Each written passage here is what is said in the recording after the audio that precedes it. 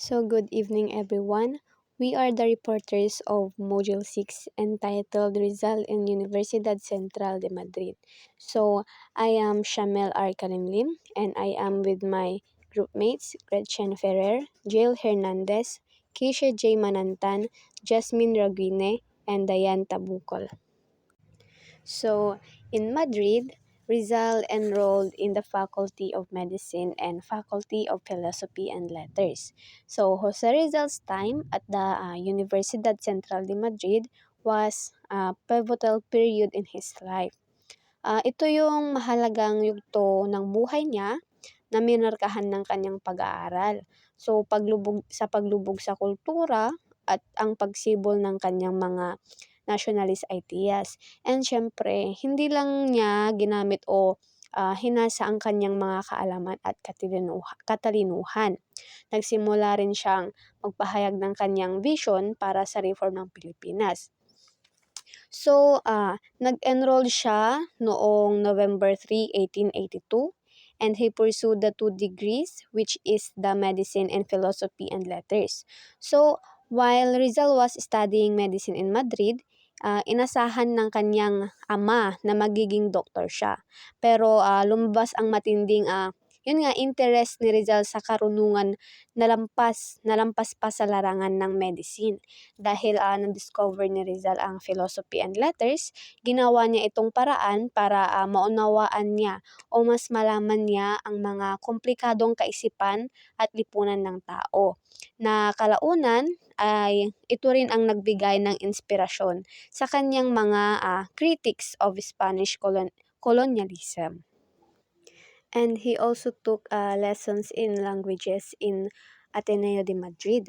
So Rizal took lessons in languages in Ateneo de Madrid because he want to improve his skills in communication and broaden his understanding of different cultures. So here are the further details of his lesson in languages in Ateneo de Madrid. So first, Rizal recognized the importance of language proficiency for his future endeavors, including writing and his advocacy for the Philippines. Second, studying languages exposed Rizal to diverse perspectives and fostered a deeper understanding of different societies.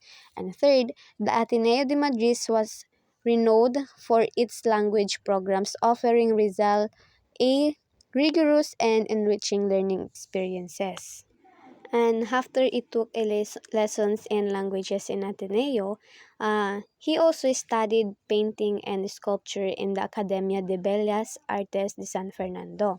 So, Rizal studied painting and sculpture at the Academia Bellas Artes de San Fernando in 1882, while he was pursuing his studies at the Universidad Central de Madrid. So here are the some reasons why Rizal studied painting and sculpture at the Academia de Bellas Artes de San Fernando. First, because he had a natural inclination towards arts at nakikita niya ito bilang isang paraan ng pagpapahayag or way to capture beauty and convey emotions. And also, studying arts allowed him to immerse himself in Spanish culture and para pahalagahan ang mga artistic na tradition nito.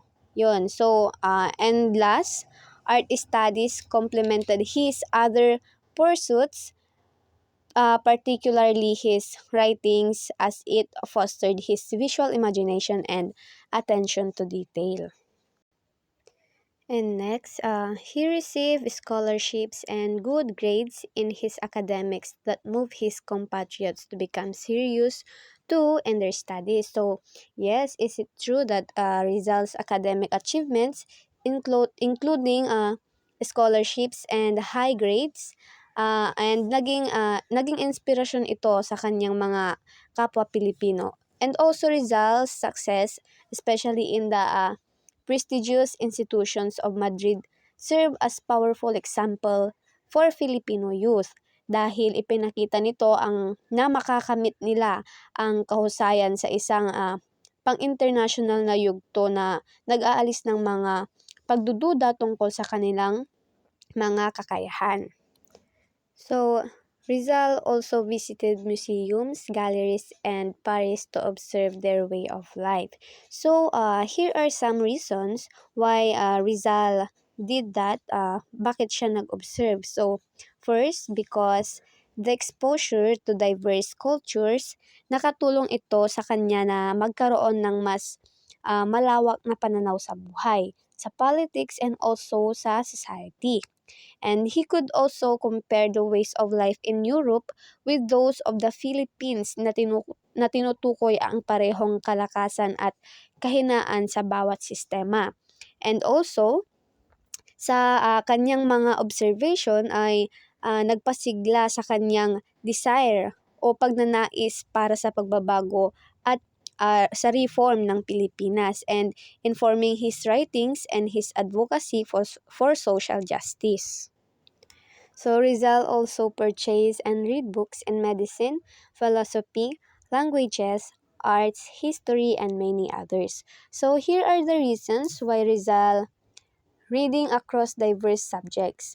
First is because Rizal possessed an insatiable thirst for knowledge, exploring various fields upang mas mapalawak ang kanyang ideya sa mga nangyayari sa mundo at sa mga kung gaano kukomplikado ito.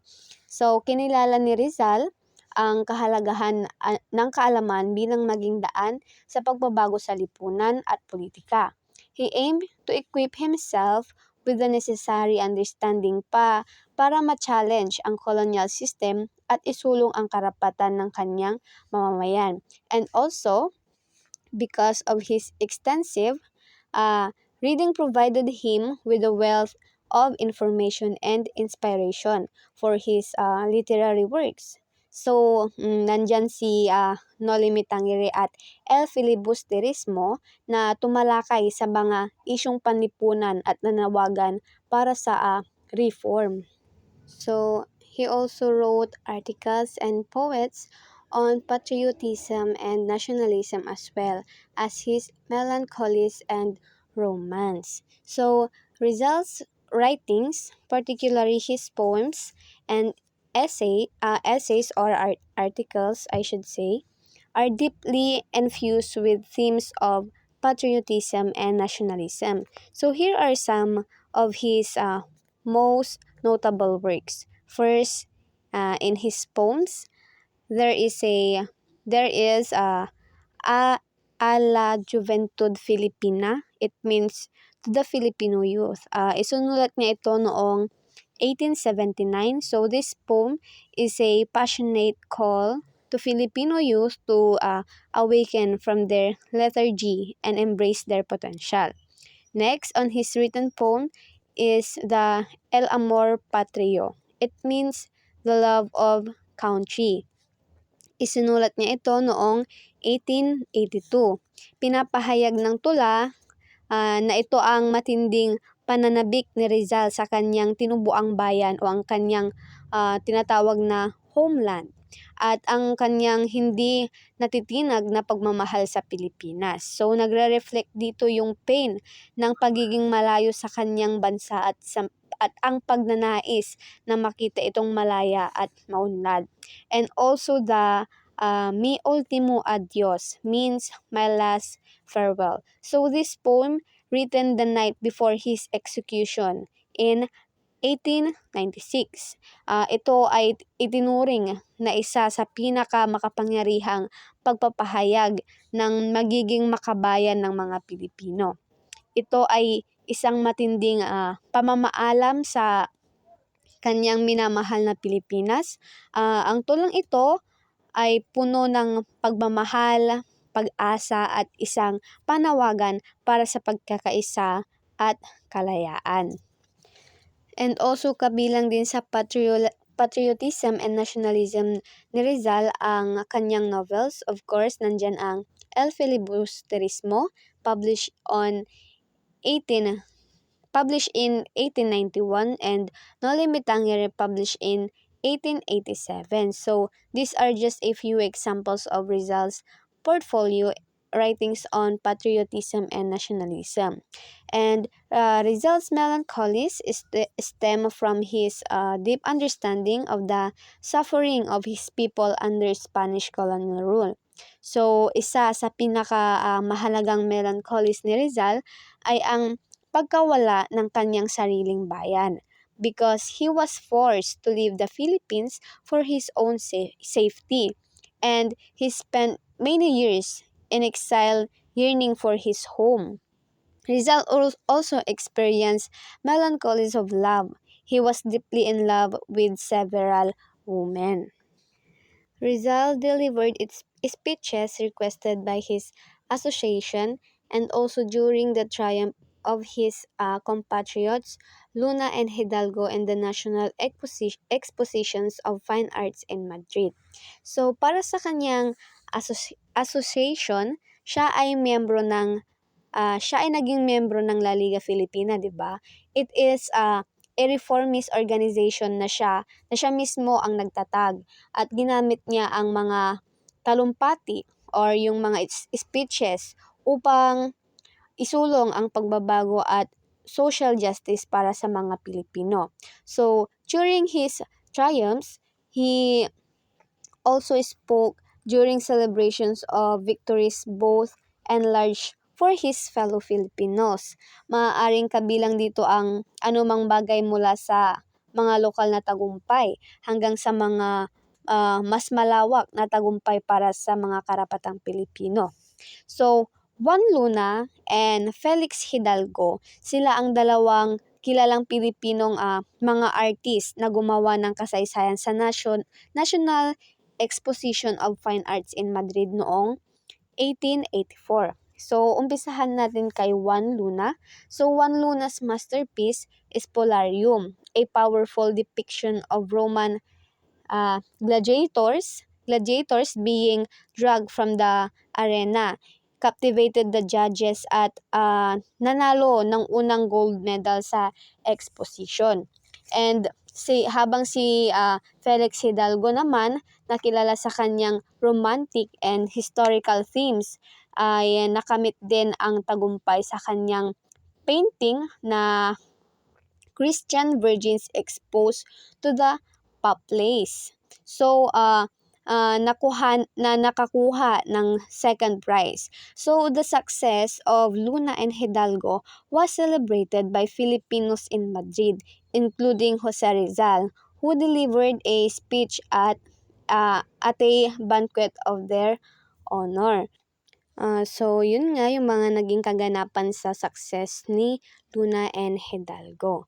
So, for the next presenter, let's have Gretchen Ferrer. So he also joined different associations. Circulio Hispano Filipino and the Brotherhood of Masons, they presented to him the contrary scenario in the Philippines, which were possibility of Indios and Mestizos to be together.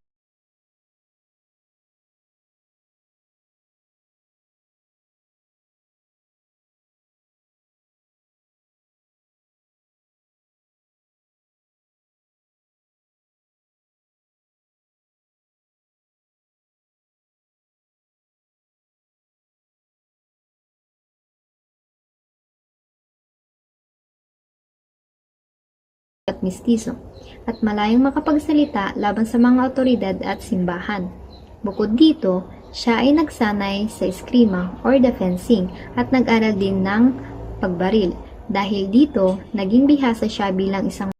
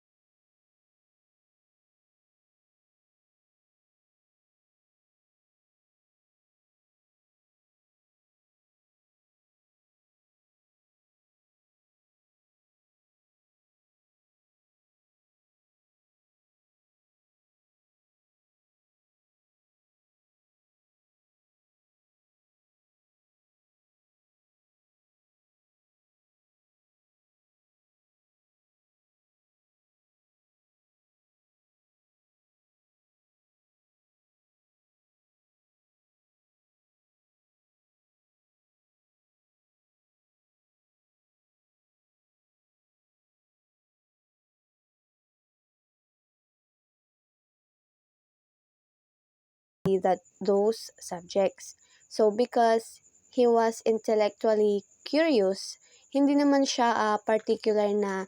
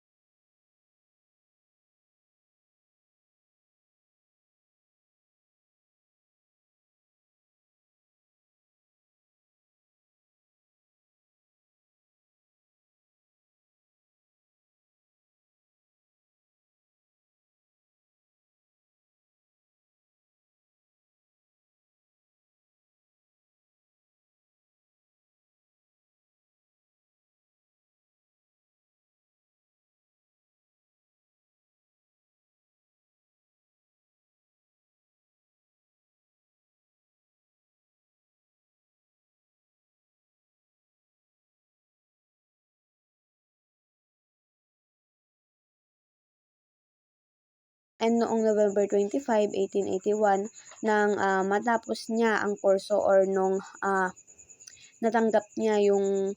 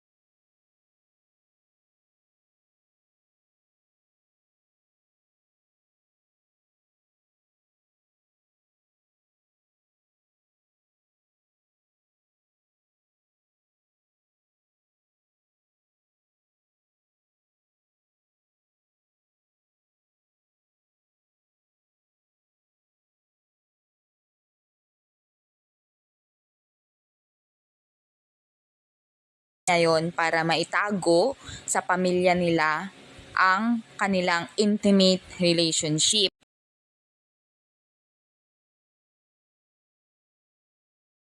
Vacation in 18 in the street. Then he dimly perceived the figure of a man while passing him. Not knowing the person due to the darkness, he did not salute nor say courteous like good evening. So the vague figure turned out upon Rizal, whipped up with his sword and brutally slashed the latter on the back. And then Rizal complained or reported the incident to General Primo de Rivera. But nothing came out of his complaint because due to the racial dynamic of colonial society where he, as an Indio, faced systematic discrimination against the Spanish officer.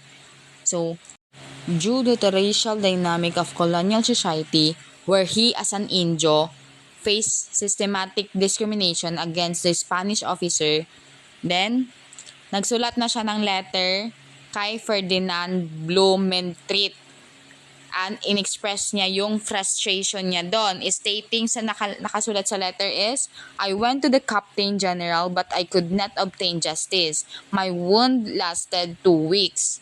So this incident highlight the challenges faced by Filipino under Spanish rule and Rizal personal experience with injustice. So in year 1879, Liceo Artistico Literario, in English, Artistic Literary Lyceum of Manila, held a literary contest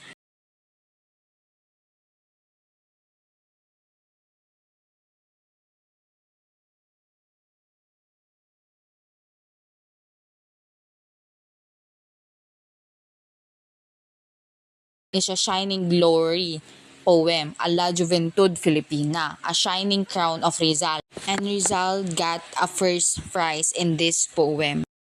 So, ang tula ni Rizal ay the winning poem of Rizal is itinturing na classic in Philippine literature sa dalawang reason. First is, ito ang kauna-unahang naisulat or malaking tula sa Espanyol na isinulat ng isang Pilipino whose merit was recognized by Spanish literary authorities. And secondly, expressed for the first time the nationalistic concept ng mga Pilipino at hindi ng mga banyaga were the fair hope of the fatherland. Sa pamamagitan ng kanyang mga tula, pinukaw ni Rizal ang damdaming makabayan at nagbigay inspirasyon sa mga Pilipino na ipaglaban ang kanilang kalayaan. So next is the Council of the Gods in 1880. In the year 1880, the Artistic Literary Lyceum opened another literary contest, and Rizal, inspired by his poetical triumph the previous year, entered the literary jaws, submitting an allegorical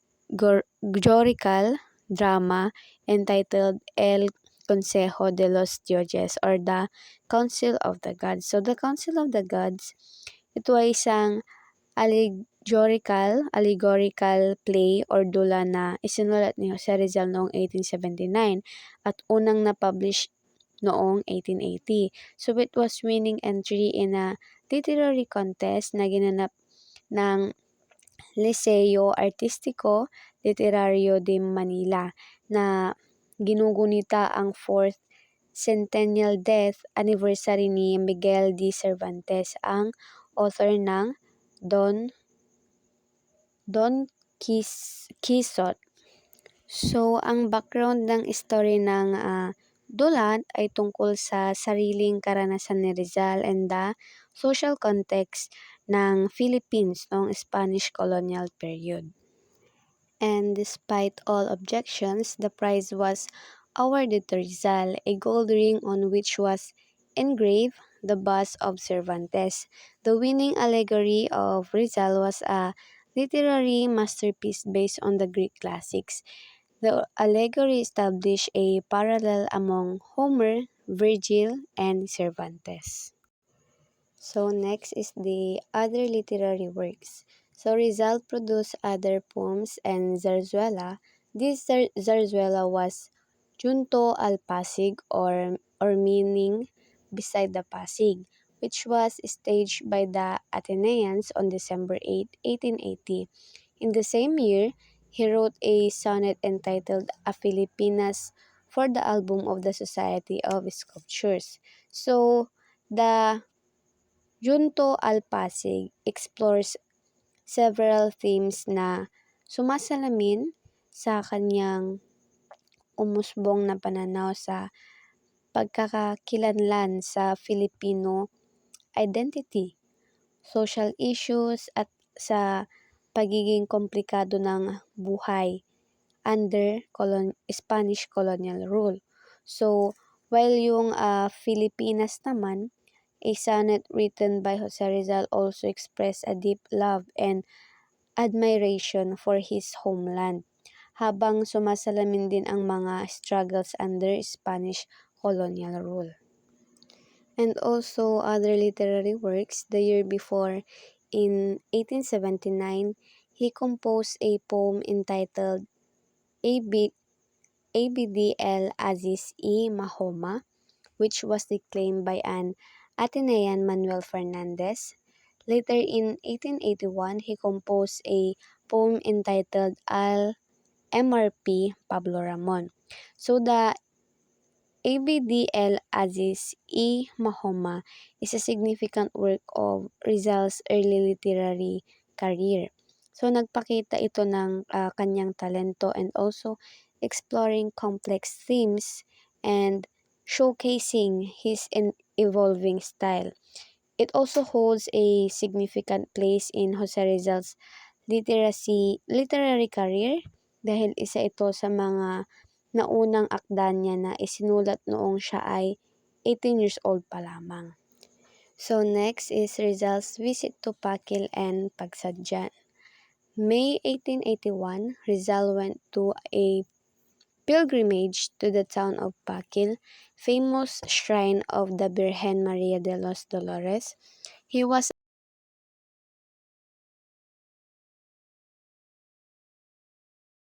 friends. From Pakil, Rizal and his party made a side trip to the neighboring town of Pagsadyan for two reasons.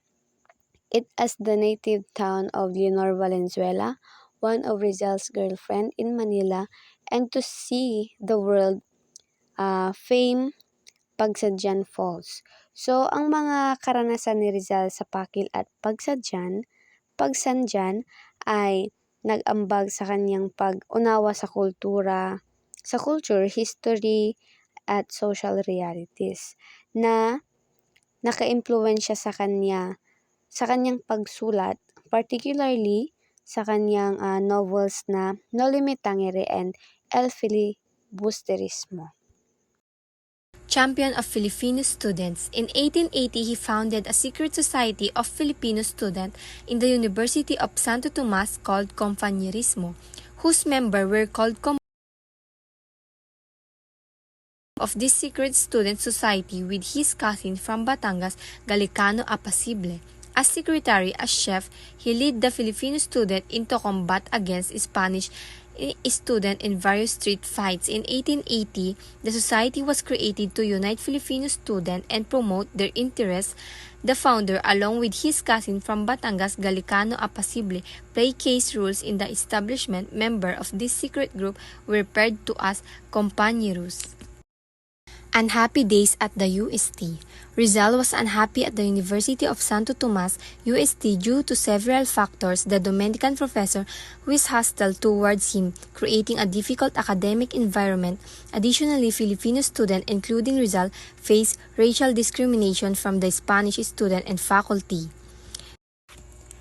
Despite being the most brilliant graduate of the Ateneo, Rizal was unable to win high scholastic honors at UTS. His excellent grade in his first year of philosophy course did not translate into success in his subsequent years in the medical program. Performance was impressive. The negative atmosphere at UST, compounded by racial prejudice in the repressive education system, likely played a role in this decline. Because of the unfriendly attitude of his professors, Rizal, the most brilliant graduate of the Ateneo, failed to win high scholastic honors.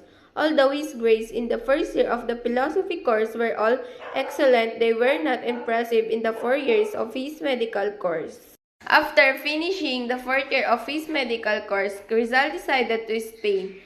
He could no longer endure the rampant bigotry, discrimination, and hostility in the University of Santo Tomas. For the first time, Rizal did not seek his parents' permission and blessings to go abroad because he knew that they, especially his mother, would disapprove it.